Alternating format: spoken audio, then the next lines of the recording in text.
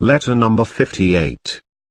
To the people of various localities deserving, what took place between him and the people of Siffin.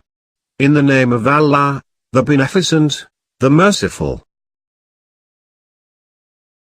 The whole thing began thus, that we and the Syrians met in an encounter. Although we believe in one and the same Allah, and the same Prophet, and our message in Islam is the same, we did not want them to add anything in the belief in Allah or in acknowledging His Messenger, Allah bless him and his descendants.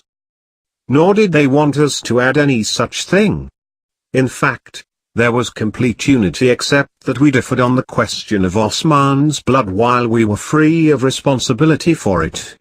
We suggested to them to appease the situation by calming the temporary irritation and pacifying the people, till matters settled down and stabilized, when we would gain strength to put matters right.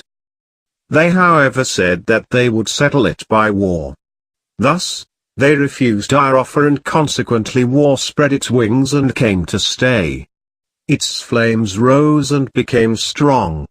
When the war had bitten us as well as them, and pierced its talons into us as well as them, they accepted what we had proposed to them.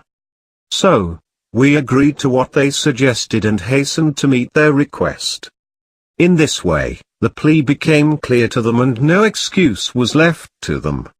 Now, whoever among them adheres to this will be saved by Allah from ruin, and whoever shows obstinacy and insistence on wrong is the reverser, whose heart has been blinded by Allah, and evils will encircle his head.